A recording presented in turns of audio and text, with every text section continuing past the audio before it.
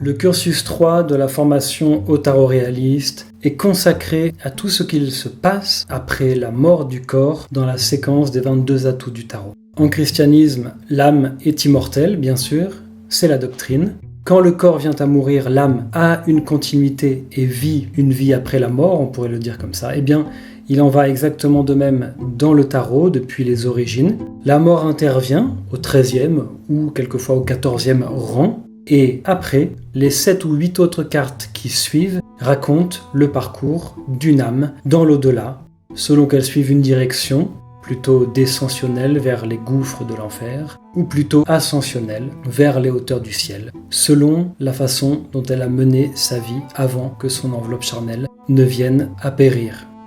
Tu comprends donc immédiatement que ce cursus de formation en particulier, qui est le 3e et dernier cursus de formation au tarot réaliste, est au fait essentiel. Il est fondamental autant pour comprendre en quoi le tarot forme en soi un système de représentation du monde du XVe siècle européen, mais également fondamental pour comprendre la signification globale de la séquence des 22 atouts du tarot. Tout se finit par ce cycle de 7 ou 8 cartes. 8 cartes en fait si on ajoute le fou qui peut avoir encore une part ou un rôle à la fin de cette histoire. Sinon, il s'agit de 7 cartes que toi et moi on étudie en détail de façon exhaustive, carte après carte, rang après rang, de la mort jusqu'au jugement dernier, en passant par le diable, la maison Dieu, l'étoile, les autres astres, donc les luminaires de la Genèse, lune, soleil, le royaume des anges avec le monde, et on l'a dit, la fin des temps et le jugement universel.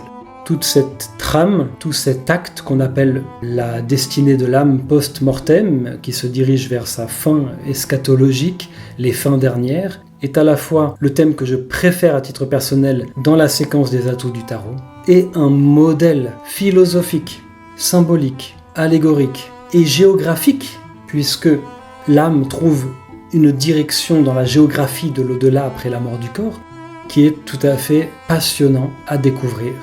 Et pour rendre ce cursus le plus vivant et le plus passionnant possible, je te donne accès à une documentation, à une iconographie et donc à des images datant de 8 siècles, médiévales et renaissantes, absolument exceptionnelles.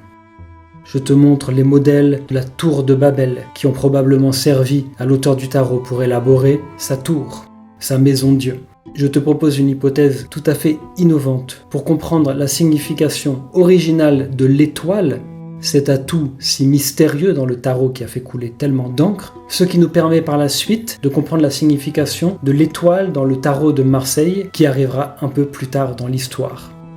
Grâce à ce cycle de formation, tu comprends tous les détails des cartes qui terminent la séquence des atouts.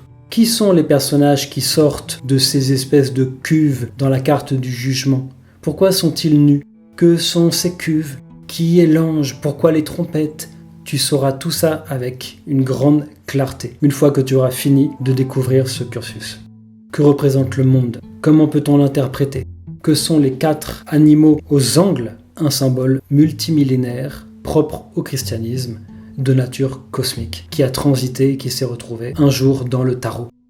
Je te montre des images du diable, au cœur de l'enfer, extrêmement similaires à celles du diable du tarot, et je t'explique comment comprendre la lune, le soleil et cette espèce d'ascension finale vers les hauteurs et la lumière céleste, comment on peut interpréter tout ça. Et le fou, enfin, quel rôle a-t-il encore à la fin de cette histoire, alors qu'il était déjà intervenu dès le début dans le récit que tissent les images du tarot.